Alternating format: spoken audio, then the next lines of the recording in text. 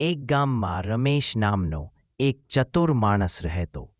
ગામના બધા લોકો તેને ચતુર રમેશ કહેતા, કારણ કે તે હંમેશા પોતાની બુદ્ધિથી મુશ્કેલી ઉકેલી લેતો. એક દિવસ ગામમાં એક અજાણ્યો વેપારી આવ્યો. તેને એક જાહેરાત કરી, જે કોઈદું ઉકેલશે તેને હું સોનેરી સિક્કા આપું. સૌ ગામવાળા ભેગા થયા. વેપારીએ અગત્યનું કોયદું પૂછ્યું, કઈ વસ્તુ પાણીમાં પડીને ભીંજાતી નથી? બધા ગામવાળાએ જુદા જુદા જવાબ આપ્યા, કપડું, લાકડી, પથ્થર, પરંતુ કોઈ સાચો જવાબ આપી ન શક્યું.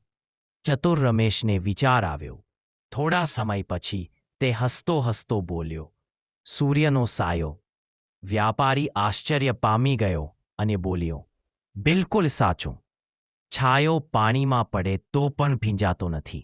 ગામવાળા રમેશની બુદ્ધિથી ગર્વ અનુભવતા.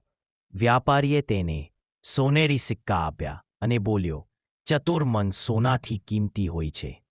રમેશે એ સિક્કાઓ ગરીબ ગામવાસીઓમાં વહેંચી દીધા. એ દિવસે લોકો કહેવા લાગ્યા, બુદ્ધિથી મોટું કોઈ ધન નથી.